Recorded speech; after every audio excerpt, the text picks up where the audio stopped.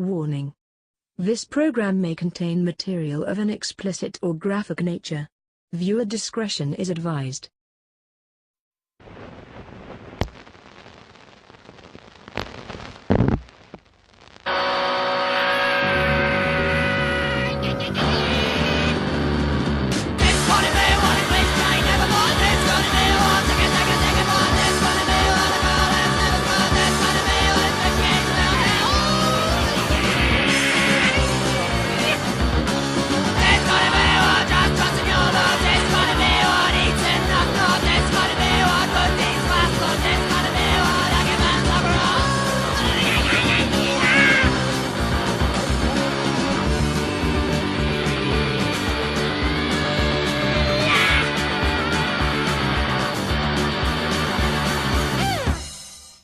Broadcasting undead from the B Ward, this is the Post-Mortem Show. I'm Dom.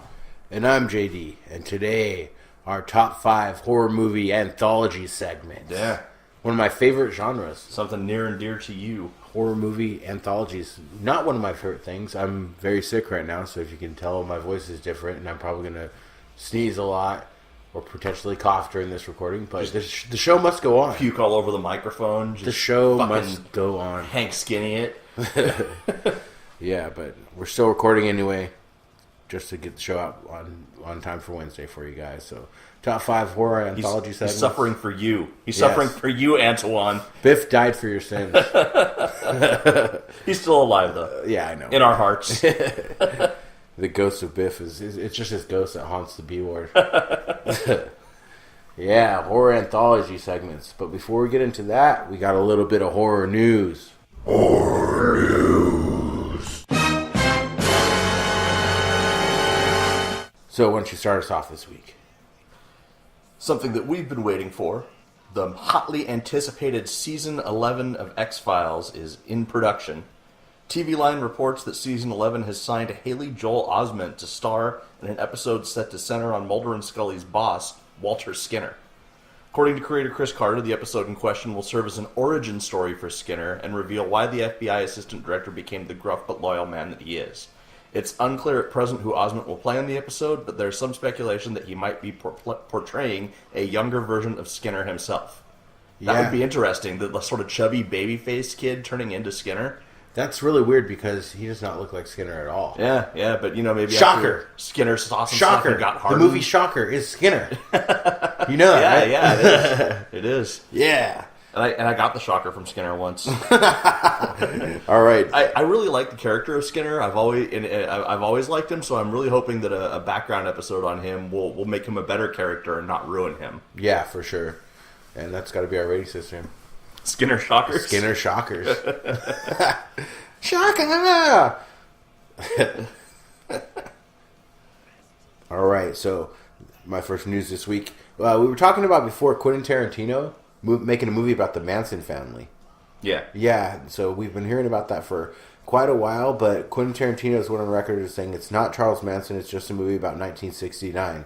Sharon Tate's going to be in it and stuff, and maybe Manson isn't it, but he's saying it's about 1969, so it's probably multiple things. Right. You know? Like Tarantino does a lot. Yeah, like Pulp Fiction or something like that. I'm still going to give it a chance. I was hoping it was full Manson, but, Quentin Tarantino, usually pretty good. Yeah, usually delivers. Yeah, so. Cool.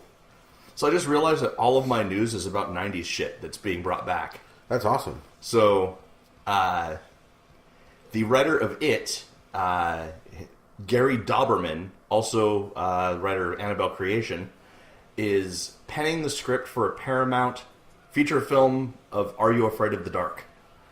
The show revolved around a group of teenagers who referred to themselves as the Midnight Society. Every week at a secret location in the woods, one member would tell a scary story to the rest of the group, some of which were based on public domain fairy tales, short stories, or urban legends. So, I'm guessing that this is probably going to be an anthology movie.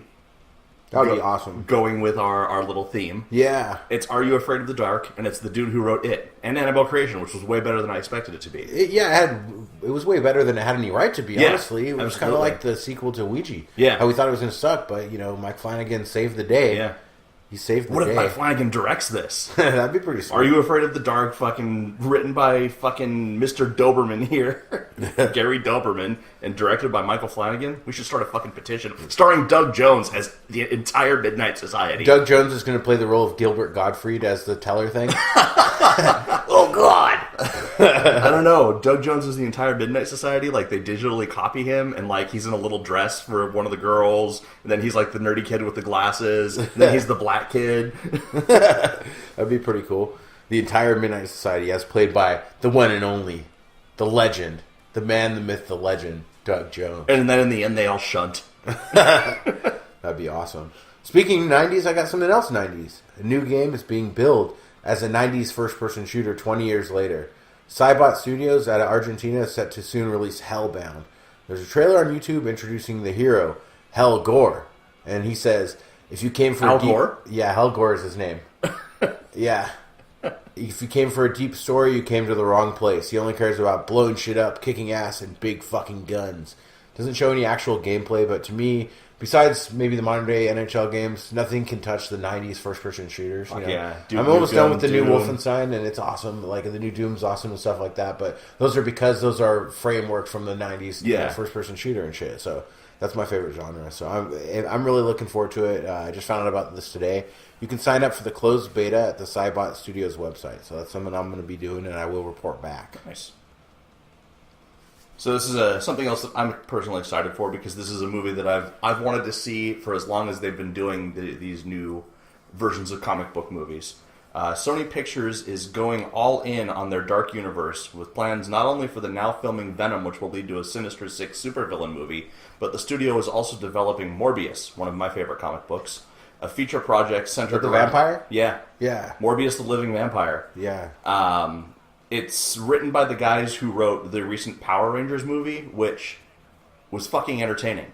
I did not watch that crap. Nor would I ever. I watched it because of the kids. I hate the superhero genre and everything like that, and I'm not into it at all. But the vampire guy was cool. Yeah, you know. So was Blade, and they made the Blade movie, and that was cool. Yeah, and it wasn't really like a superhero movie; it just had Blade in it. Right. And Morbius was more. You know, he was only half vampire because he was trying to create a medication to solve a disease that he had, or to cure a disease that he had, and ended up turning himself into a vampire with it. But he's not like a supernatural vampire. He's like a vampire created by science. He looks kind of like Nosferatu, like he's really pale and stuff. Yeah. And his whole thing is, if I have to drink blood and kill people to sustain my own existence, I'm gonna kill bad people. So he basically becomes like a street level vigilante. Who eats people? Who eats the people that he's like Batman but kills. That's cool. The movie is being written by the guy who wrote Power Rangers, which I actually take that back. It was not because of the kids that I watched Power Rangers. I watched that on my own out of morbid curiosity and expected to hate it and really liked it. And he also wrote another movie that was way better than it had any right to be. Came out a couple years ago, The Last Witch Hunter. It's a Vin I never Diesel watched movie. that either. It would have been the shit if it came out in 1996. It's just a total throwback to those movies, and the whole time it was just fucking big, stupid fun, you know. So I'm curious to see what they're going to do with this.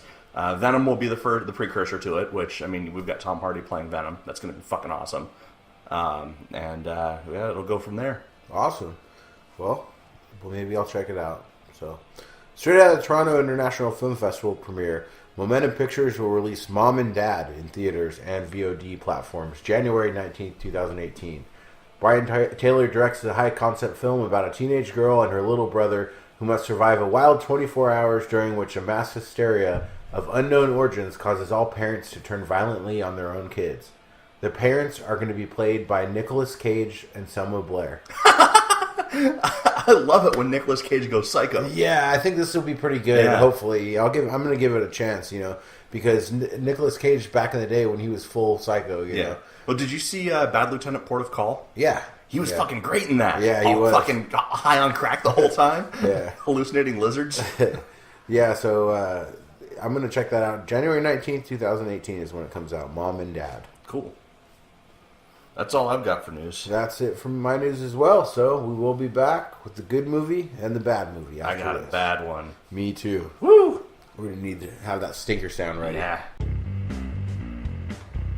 Hi, thanks for listening to the Postmortem Podcast. If you want to support us, go to our website at www.postmortemshow.com and click the Amazon link.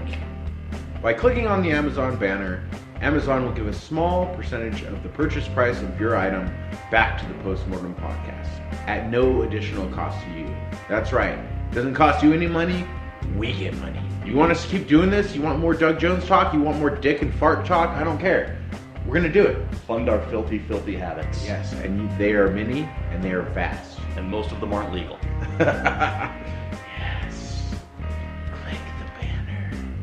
Just do it. Come on, don't be a dick. Give us money. It's time for the good movie. And the bad movie. We're back with the good movie and the bad movie. So, I have a shitty fucking movie. I think we're going to be stinking up the joint in here. I know, but you said you got something good, so I'll fire off my turd first. 2016, directed by Brian Frank Visiglia, starring David Wax and Jessica Michelle. Ride with a Y. A new ride share service app called Ride is taking over what used to be the taxi industry. It's cheaper and has more of a friend giving you a ride type of feel. So many people using this fun new platform. How safe is it? When a psychopath takes over the identity of a ride driver after he kills him, everyone using the app will be at the mercy of this maniac. Getting a ride is simple as a few clicks away, but getting out alive won't be so easy. Okay, so that sounds like a pretty realistic plot of a movie, actually. Yeah, I had this idea for the short story about doing Uber, but it wasn't a killer takes over the person. It was just that the Uber driver getting killed by the person he picked up. The opposite thing. You know what I mean? Yeah. And so that's out the window, first of all, so that makes me hate this movie. Also, that's a good promising premise for a movie. Yeah, for sure. I'd watch now that I realize that the name is just a play on like Lyft. Yeah, I'm okay with that. But if I saw that description, I'd watch the movie. Yeah. So it starts off with a woman picking up a guy at a bar, wants to take her back to her place. So they use a new taxi service called Ride. The driver gives him a code for a direct pickup later. Then they go back. She strips and delivers some nudity. Then he stabs and kills her. Then he calls the same driver back for the pickup using the code, kills him, and assumes his identity. He spends the rest of the night picking up and killing people who request rides and taking their phones from their bodies and ending the trip so that the ride service keeps on going. Giving himself 5 stars. Yeah. That would be funny. That'd be a lot, but that would actually be if this is not played for laughs at all. It's filmed completely serious. There's no humor in this movie at all. If they're trying to be funny, it's not. Right. Eventually picks up the main character and her boyfriend, who is an absolute douchebag. Could have went far in our douchebag tournament we just did a couple episodes ago. Effects are practical and very shitty. Just blood splatter, no real gore. It's a solid concept, but could have been so much more if they added some gore and maybe a little comedy to it. You know? Score is pretty good, 80s style synth, almost like Italian films. The real problem, other than the gore, is the dialogue. The initial ride driver says, "I make my own sketch," you know? Also offers to sell them... It's written by a 62-year-old man. Also offers to sell them his mixtape, and it's super awkward. My mixtape is fire. It's $5.99. Do you want one? He's dropping him off. That's what he says. Definitely the wrong choice of actor. If this guy wasn't even an actor that played that guy, he was horrible. There's a painfully long conversation between the killer and the ride driver. It takes some fucking forever. That's the whole story of this movie. It takes fucking forever. Nothing happens. It's really fucking boring. The cinematography is pretty good. They make some interesting cuts, but it seemed like that's where all the budget went. It's too boring. IMDb 7.1. Wow. I don't know how it got 7.1. Above average. With 6,900 ratings, too. Not just like the Uncle Shirley ratings. Yeah, but 6,900 Uncle Shirleys. After I watched it, and I went to the little board thing, and all of them were 1 star, saying that they're fake reviews and stuff. Yeah. So, probably that's what it's going to be. So, 6,900 ratings, giving it a 7.1. I'm going to give it 1.5. What was our rating system? Skinner Shockers? Skinner Shocker. Agent Skinner Shockers. 1.5. Yeah.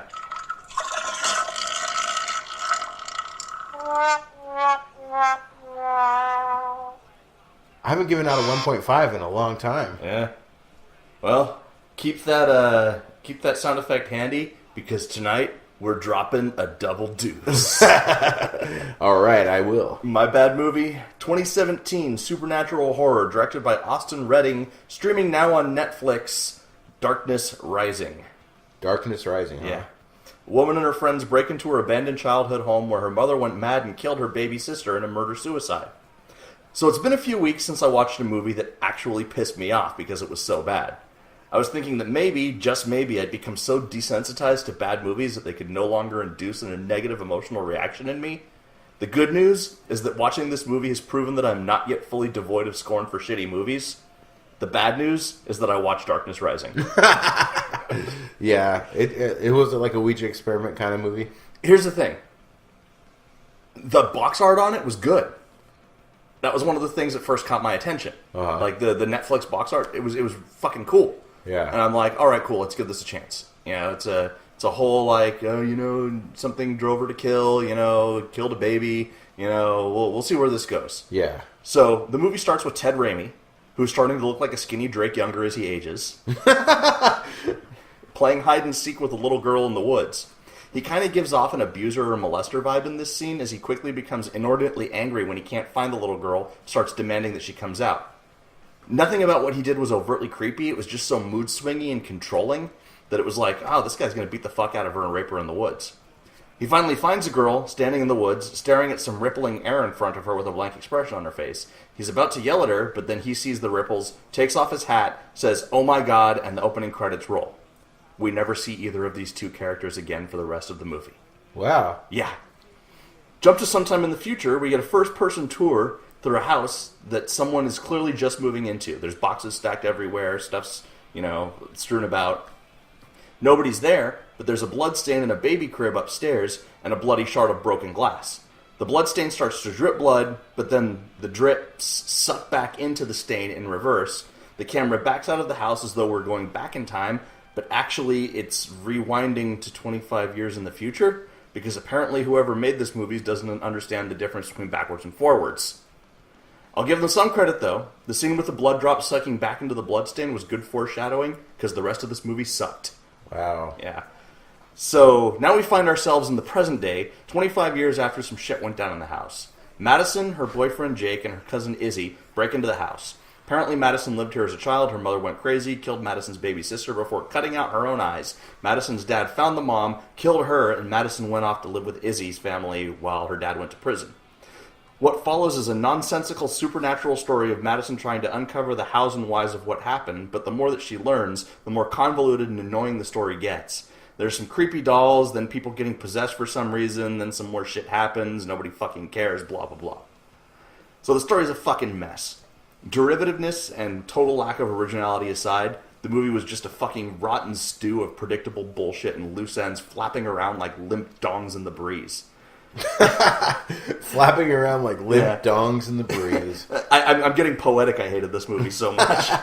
I literally verbally called out every scare just before it happened. Like, oh, that's about to happen. That door's going to open. There's going to be something under the bed. They're going to get pulled under. Everything was amateurishly telegraphed from miles away.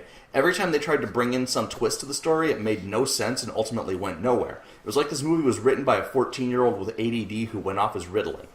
It also spent way too much time focusing on pointless, stupid shit that did little to contribute to the story. About 20 minutes of a movie that clocked in at just over 80 minutes was spent with the main characters not being able to get out of the house because of a teleporting German Shepherd and them freaking out about it. And then the waste of time scene ultimately negated itself later because the German Shepherd didn't even have to be there to keep them in the house because there was also a fucking ghostly force field around it keeping them in there. So after that, the rest of the movie was Madison running around the house screaming and crying like an annoying, useless little bitch. And I was yelling, "Get to the fucking point" at the screen by the midway mark. On top of all of that, the movie made some direct references to specific aspects of occultism that it got all fucking wrong. Oh, God. They were trying to tie the occurrences... Don't do your fucking research. Yeah, it don't matter. Exactly. They were trying to tie occurrences in the story to Discordianism and the Law of Fives, making Discordianism out to be something scary and evil, when anyone who's taken 5 minutes out of their life to make a cursory study of Discordianism knows that it's a big fucking prank. It's a parody of modern esotericism, and the Law of Fives is one of the biggest jokes within it. At face value, the law of 5 states that all things happen in 5s, or double 5s, or in iterations of the number 23 because 2 plus 3 equals 5. But the real meaning of the whole thing is that if you go looking for patterns, you're going to find them. Yeah. I'm pretty sure the ADD adult teenager who went off of his Ritalin to write this movie probably read a 16th of a Wikipedia article on the subject and just tried to shoehorn it in because Discordianism sounds spooky. And if I've said it once, I've said it 1,000 times. If you're going to talk about something specifically related to the occult and call it out by name, or mental illness, or anything, know what the fuck you're talking about. If your movie is about how to make fucking peanut butter, research how to make fucking peanut butter, you know? Just figure it out as you go. Yeah, just make it up. You know, you take a peanut and you put it in your ass, and you digest it in your colon for a little while, and then you shit out peanut butter. That's how it's made, right? Pretty much, yeah. I just plant peanuts in the ground and water them, but they never grow. Yeah, and then stomp on them as soon as they sprout. Peanut butter, bitches! Biff keeps digging them up. So, the acting was passable, for the most part. Though the dialogue was stunted and unnatural, and the characters were all fucking terrible. Maddie was a useless, blubbering idiot for most of the movie, and I actively wanted her to die. Jake was completely inconsistent and would go from rational to a rampaging idiot, back to rational from scene to scene. Izzy was the only character that felt fleshed out in the whole debacle, and even her character depth was only hinted at and never followed through with, because this fucking movie was incapable of focusing on any actual single story point for more than 10 seconds. Also, once again, we had characters that were all pretty much unlikable who didn't even like each other. But the biggest flaw of this movie was the production. It heavily relied on CG for its special effects. The CG was not good. It made Sci-Fi Channel CG look like Jurassic Park. That was frustrating because there were actually 3 scenes with really good practical effects, including a pretty brutal scene of a guy having his eyeball gouged out on a coat hook. But those instances of good practical effects made the CG stuff look even more shitty. Yeah, it always does that. Yeah. I hate when they use CG just for a couple things. Yeah. Yeah, or CG fire or something, you know. And I'll get to something real bad in just a second. So, the thing that really brought this movie down on a production level was the total lack of attention to detail. First of all, it took place in a house that had been supposedly abandoned for 25 years, yet there wasn't a speck of dust or a cobweb on anything. There was only one instance of dust being used in a scene and a failed attempt at comic relief, and they fucking CG'd the dust. Oh my god. They fucking dust cloud, poof, CD. You do that shit with fucking, baby powder. Yeah. It's easy. Memphis Wrestling has been doing this. Forever. I've done this to people. I can tell you for a fact, it costs $1. There were also several noticeable continuity errors, like caution tape being dramatically ripped down only to be back up seconds later. Whole house was set up like a house that people were moving into, and then bailed halfway through the move with boxes stacked everywhere. But every time a character interacted with the box, it was obviously empty. Like anyone who's ever picked up a box knows that there's heft. Yeah. With anything in it, even just a couple books. Yeah. But this guy was rampaging through the house and knocking over the boxes, and they were just flying everywhere. Yeah. We guess we moved our air. Don't knock over our air boxes. Boxes full of full balloons. Full of never food. So this movie was a fucking clusterfuck. It was the opposite of the few rare gems of Netflix that have shitty box art and actually decent movies, because this one had cool box art and was a fucking horrendous movie. The more the movie wore on, the more derivative it became. It was nothing but a pale rip-off of Sinister, Evil Dead, The Grudge, and Event Horizon, all culminating in an ending that I could not possibly give a shit about by the time it happened. It was under 90 minutes long, felt like it took a lifetime. Avoid this fucking movie. 1 out of 10 Skinner shockers. Oh my god, 1 out of 10, even less than the 1.5. Yeah. And I'm only giving it the 1 for the eyeball gouging scene.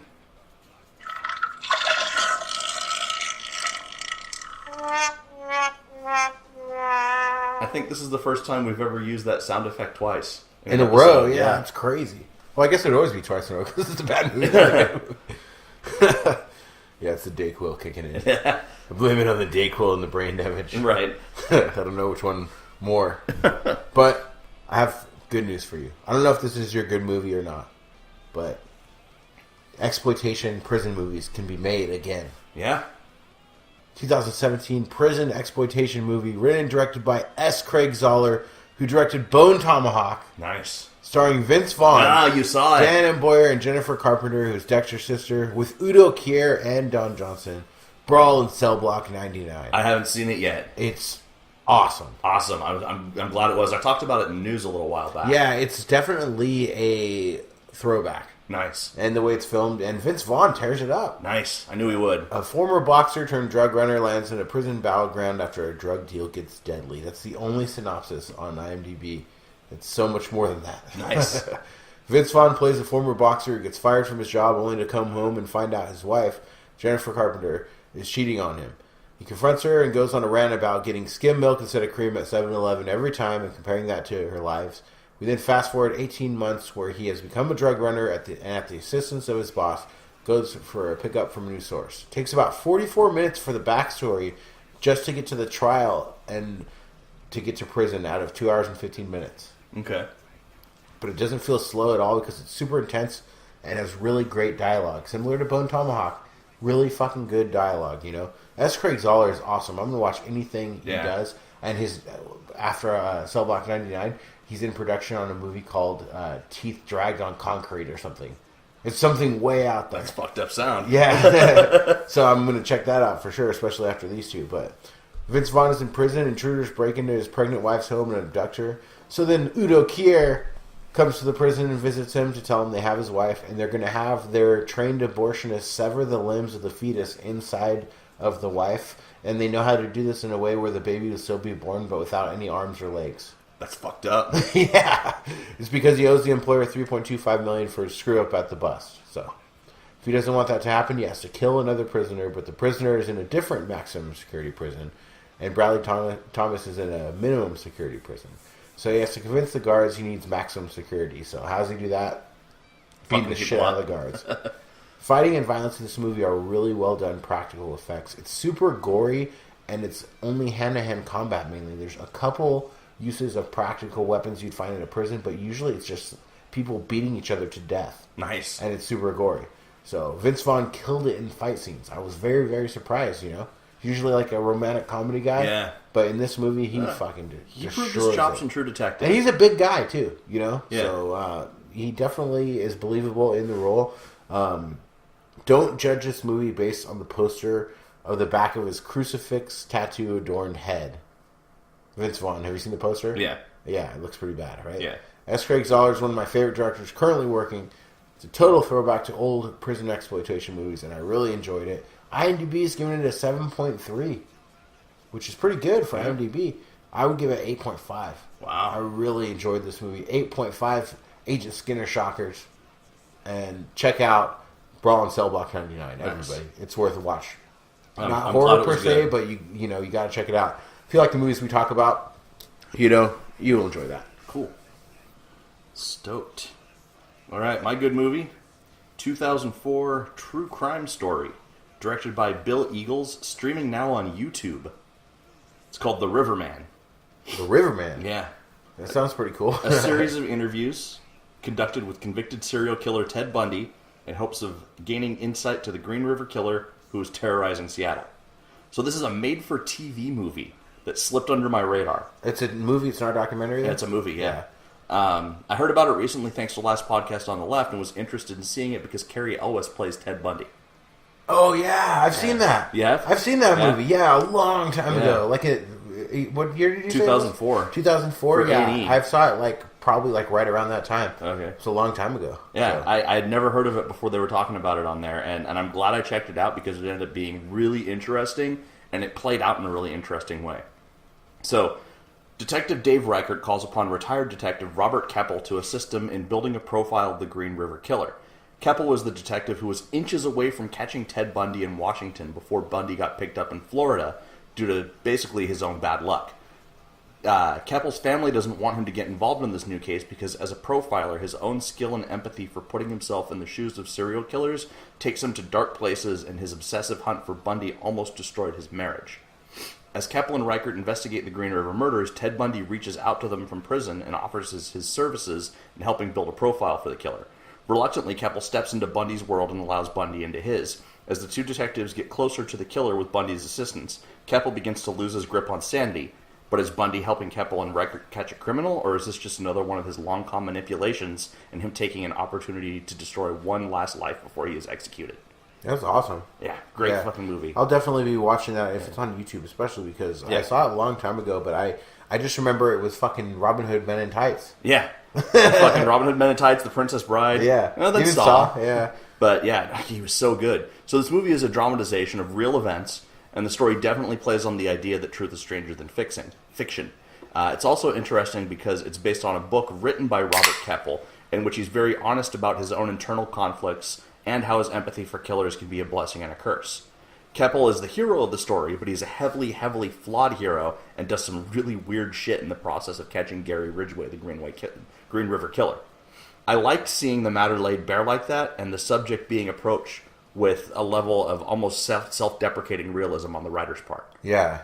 The real star of this movie is Cary Elwes as Ted Bundy. He's always been a master of playing charismatic characters with something slightly off Does about he have his them. hair dyed and stuff? Yeah, he was blonde and Got the unibrow going? yeah, and he was like, because Ted Bundy gained some weight in prison, so he was a little pudgier, and played it really well. He was really good at playing characters that are charismatic, but there's something wrong with them. Yeah. And that's exactly what he did to the T on this. You really want to like him initially because he's such a manipulative person, but he's also such a fucking sick dirtbag that like once like he says some cool shit, then you got to remember, oh shit, this is fucking Ted Bundy. Yeah. You know? Elwes pulled no punches in playing the character. Every actor was good, though. Noted character actor Bruce Greenwood, who usually plays politicians or corrupt businessmen, did a great job as Keppel, and really played up the internal conflict of his character, who was so devoted to his work and cause, and he knew how important it was to save lives, but he was unsure if he could do it without his family paying the price. The movie was very well made, very macabre for a made-for-TV movie. The director would go on to write and produce for Gotham, 12 Monkeys, The Glades, Fringe, Cold Case, and CSI, and he definitely showed off his early skill for psychological and crime drama here. With Ted Bundy's story, he did an interesting job of showing Bundy's crimes from both Bundy's twisted perspective and the reality of the crimes, by showing his murder of Georgia Hawkins twice, once from Bundy's view where he was being worshipped by his victim, and once from a third-person view where the crime was much more cruel and brutal.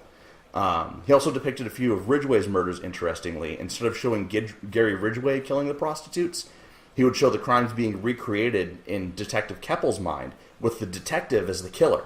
This was very effective in showing Keppel's extreme empathy for killers and how it started to drive him crazy. Also, the way the kills were depicted was effective because it was made for television. They couldn't go all out on the violence, and instead they opted to lead right up to the kills and keep any brutality slightly off camera, relying heavily on sound effects and the viewer's imagination to fill in the blanks. Though they did show the aftermath with some really, really nice fucking corpse-like recreations. Oh, cool. This was a very intense, well-acted, well-produced movie, especially made for TV. And especially because it had to pull punches, but they pulled them in all the right ways. It was very effective storytelling. Go to YouTube and check it out. It's worth an hour and a half of your time. And I'm going to give it 8 out of 10 Skinner shockers. Agent Skinner shockers. Agent Skinner shockers. Shocker! It's got to be the ensign. Yeah. All right. That's it for the good movie and the bad movie. We will be back with the top 5 horror movie anthology segments after this. Thank you guys for all your support, sharing our shit, liking our page, Listening, weekly, not suing us for anything, semi-weekly, getting semi-hard. for 30 seconds once. Yeah. No matter how long you listen, we still support you. Unless it is just one episode, then fuck you. Yeah. You better run for the fucking hills. Run through the jungle. That's not what this is about. No. What this is about is we have now started the official Facebook group of Post-Mortem Show. Go on Facebook, look up Post-Mortem Show Horror Movie Podcast for a chance to share your favorite horror memes with us and occasionally be shit-talked by me. That's probably accurate. Yeah, I've already done it once. Yeah, guys, join the group. We have thousands of listeners to the show. Right now, the group only has about 300 members. Yeah. So please add yourself. Please share it. Share it with the world. Yeah. Just don't say stupid Let ass us racist into your shit. lives. Let us into your lives. Yeah. Open You want to yourself talk to wide. me? Open You want to talk yourself to to Dom? us. You want to talk to Biff? We will soon put to be one-eared Biff. we will put Biff on the computer if that's what you want. We're gonna have an official event in the group. It's gonna be Facebook Live Q&A with Biff, and I'm just gonna put Biff on Facebook Live, sitting there, and he'll answer all your questions. Maybe we could do it as like a video chat thing. Yeah, so that's official Facebook group, Post-Mortem Show Horror Movie Podcast. Please join, please share it with your friends.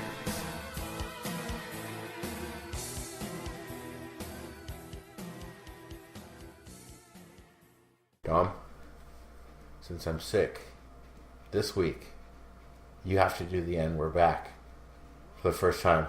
I think I did it once. We did like a Backwards Day episode or something like that because I was all fucked up on painkillers. A Backwards Day? Yeah. Where like you said the beginning, you said the broadcasting live part or undead part, and then I said, "And we're back." Well, we are back. Here we are. And we're back with the top 5 horror movie anthology segments. You know I love my horror movie anthologies.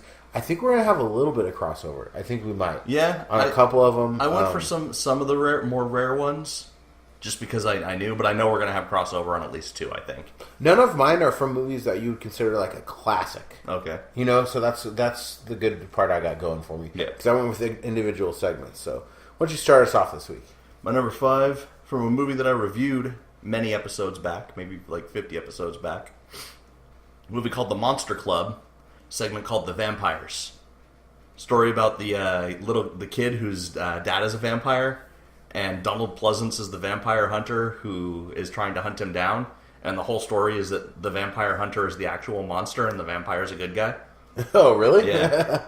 That's cool. So Donald Pleasance plays a bad guy vampire hunter. Yeah. Totally. Is the kid a vampire? No, the kid's normal. His dad's a vampire and his mom's normal. That's weird. And then some things happen at the end. That's that one where Vincent Price is like the host. Right? Yeah, and they're at that club in England where it's all 80'd out. I still gotta watch that. You reviewed it, and I really wanted to watch it. I just kind of forgot about it. It's on YouTube. Just look up the Monster Club, Vincent Price. Okay, I will check it out. My number 5 is from a movie we both reviewed in our At the Movie segment a while back. Anthology series that really slipped by a lot of people's radar, but there was a couple good ones in.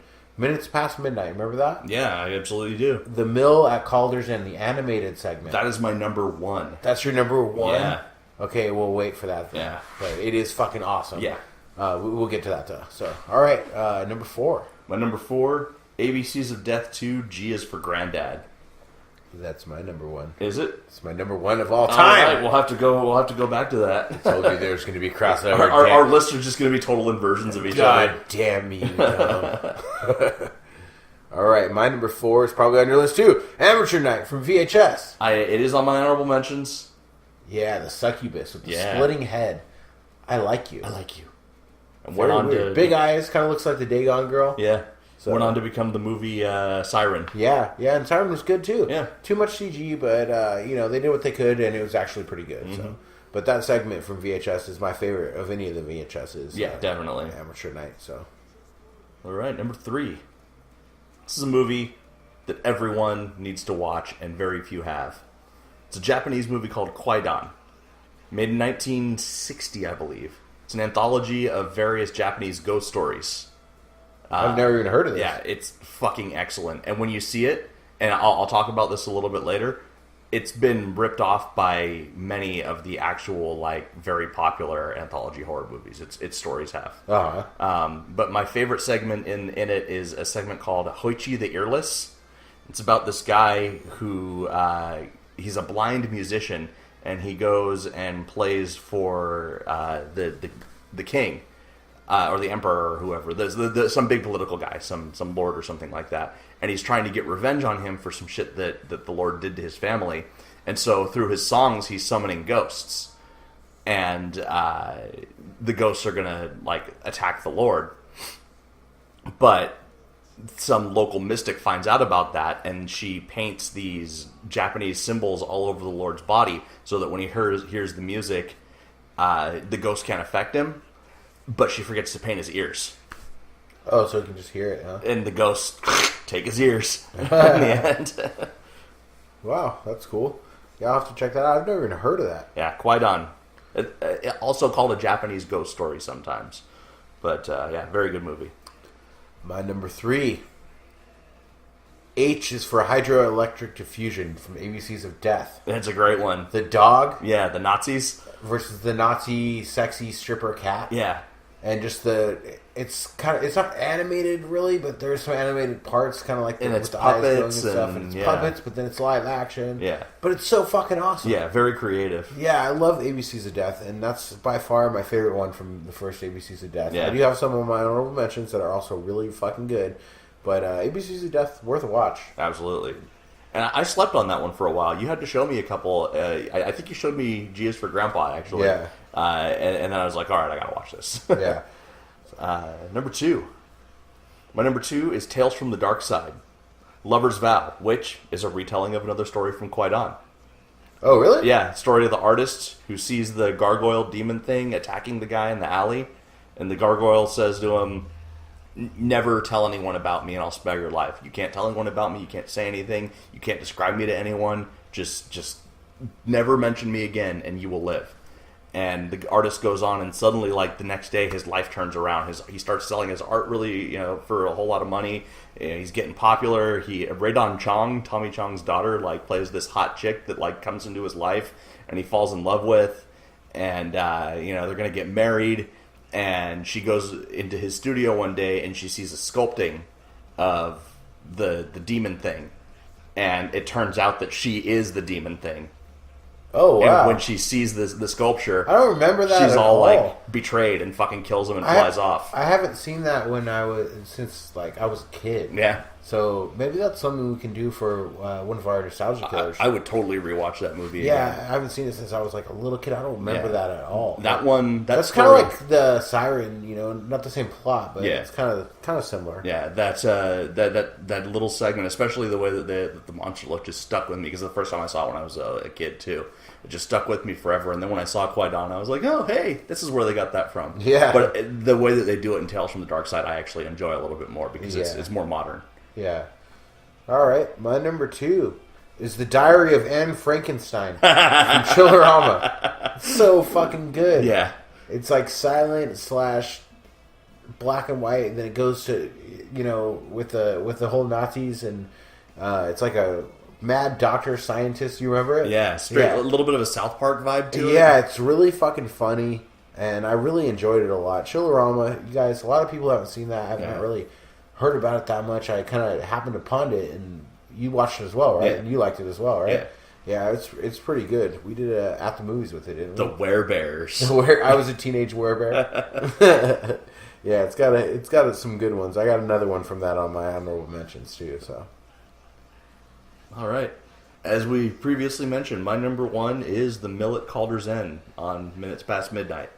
so good. Lovecraftian story, stop motion, Edgar Allan Poe too, a little bit, and like a Guillermo del Toro vibe too on it. Yeah, and stop motion. The stop motion's so good that at some points I couldn't tell if it was like puppetry or like just a person in really extreme makeup. It was the standout of that anthology, and some of them were pretty good actually. Yeah, there's a couple other ones I really like, but that was by far the standout. And I don't really like a lot of like animation and stuff like that. It's weird because 2 of mine on my list are sort of like that. Yeah, and it stuck with me. Like I still think about it. Like I'll go back. I think it's on YouTube because it was on. It's its own short before that movie came out. They like got the rights to it after and put it out, but I think the original people still have it on YouTube. So if you guys YouTube The Mill at Calder's End, CALDER apostrophe S. Yeah. Super good. Yeah, really fucking good. It'll stay with you. You'll remember that creepy ass ghost. Yeah. All right, my number 1. We already spoiled it. G is for Granddad, not Grandpa. ABC's of Death 2. I'm loving it. I'm absolutely loving it. What a weird story. You can't. It's the same guy who made the Greasy Strangler, and it's him showing what he has to offer. I don't think Greasy Strangler gets made without G is for Granddad. Oh, absolutely. Somebody saw that and was like, "We need 90 minutes of this." Yes, this guy is awesome. Yeah, and so this one weird fucking guy has his grandpa live with it, or he goes to live with his grandpa. And he talks shit to his grandpa until he goes to sleep and finds his naked grandpa sleeping in his bed. Yeah. Like, not in his bed, inside but inside of the mattress. Yeah. Like, he starts talking to him from within the mattress. Then he has that weird thing for opening, like, oysters or something on his finger. Man, I fucking love G is for Granddad. It's so good. I think it actually, like, goes some sicker places than Greasy Strangler in a shorter amount of time. Mm-hmm. Yeah, really fucking good. Not afraid to have a little male nudity. Yeah. Nope, pointed dicks. All right. That's my number one. Yeah. So, what are your honorable mentions? Quitters, Inc. from Cat's Eye. The story where the mafia runs the smoking cessation clinic, and every time you smoke, the mafia goes and fucks up your family. Yeah. That's a good one. Amateur Night from VHS. Meet Sam from Trick or Treat. Yeah, that's a good one. Yeah, Trick or Treat is pretty good. Yeah, that was another one that I didn't expect to be good. Yeah. Especially the way it's spelled and everything. Yeah, it looks like it's going to be fucking stupid, and it fucking holds up. And then the director gave us the Krampus, which was also awesome. Friday the 31st from Tales of Halloween. It's the parody of the slasher movies where the little alien creature comes down to trick or treat.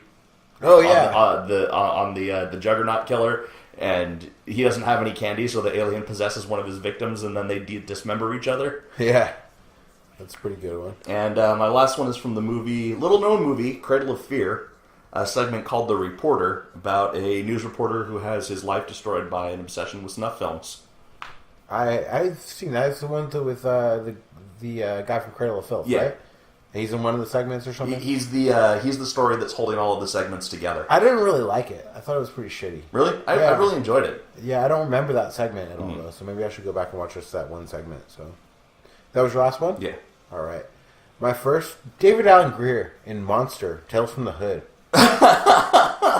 Oh, wow, I forgot about that. The little boy with the monster, yeah. It's his stepdad who beats him, and he's got monster tattooed on his forearm. Yeah. Tattooed on his forearm. What is tattooed? Tattooed. It's when you go to Thailand and you have sex with a ladyboy. It's the Dayquil. The Dayquil's talking. And then you get this rash on your dick. That's a tattoo. All right, Dom. You sound like you speak from experience. I might know a few things about and he gets folded up by the paper. It's so fucking awesome, and just his like squirming little limbs.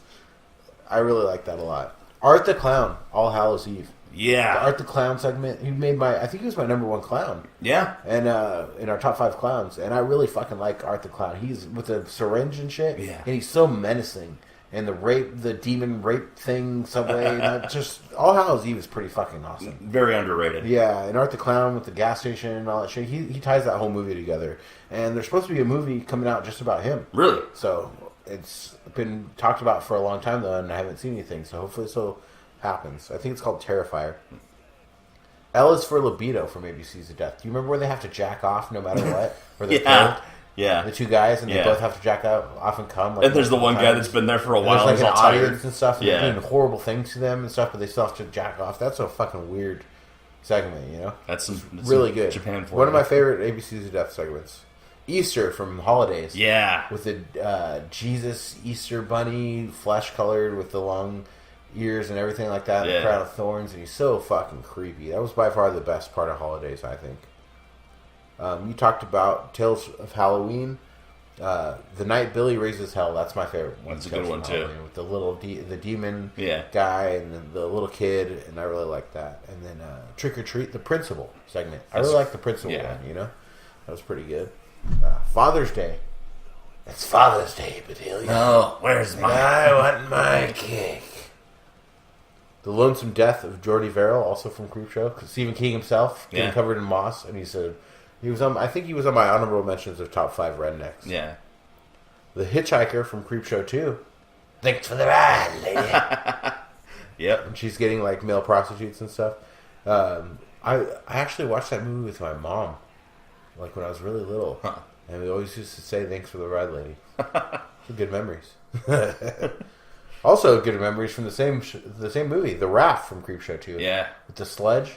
That's one of the first times I remember seeing boobs. Yeah. As a little kid. That segment where he flips her over and shows her nipple, and then her half-eaten face in the oil slick. But there's still a nipple there. So. And the stupid ending and everything. It's just... it's amazing. Another one from Chillerama. Wadzilla about the giant sperm. A little bit of Ray Wise action. Yeah, Ray Wise is General Bukkake. Yeah. In Chillerama. Fighting a giant sperm that's like Godzilla. Yeah. It's pretty awesome. You guys need to check out Chillerama. If you take one thing away from this anthology segment top 5, watch Chillerama. Yeah, check it out. the body politic segment in Quicksilver Highway with the severed hands, and then eventually the nose. That woman at the end with the scissors. Yeah. Nightmare at 20,000 Feet from the Twilight Zone movie. There's something on the wing. I haven't seen The that little movie gremlin? since the 80s or the 90s, probably. Maybe that's our nostalgia killers. Yeah. Tales Tales from the Dark Side. from the Dark Side versus Twilight Zone, Yeah. comparing them in one way pass. I think we should, when we do our nostalgia killers, maybe let's do that. Maybe we can. Yeah. One has to die. One Yeah. has to live. Yeah. The gas station from Body Bags. Yes. John Carpenter as the host of Body Bags. Very fucking awesome. Yeah. And All Through the House, Tales from the Crypt. The Santa. Psycho Santa. Yeah. And that's it. Cool. Short and sweet. Short and sweet this week. I need it because I'm sick. Yeah. And that's all I got. That's all I got for you this week, alright? You're lucky to get it. You're lucky, period. I almost called Dom and said, I don't feel good, Dom. I'd have been like, I'll play a classic episode, Yeah. like when you were sick. Yeah. But no, I toughed it out. Yeah. I did it for the people. you did it. I did it for the people. Because you're the people's podcaster. The people stood up, and in one voice, they said to me, "What up, Strokes?" And I couldn't deny them. He is. And there had to be a the sexual post-mortem. Stroganoff, the people's podcaster. He is Sweet Daddy Strogs. Sweet Daddy Strokes, baby.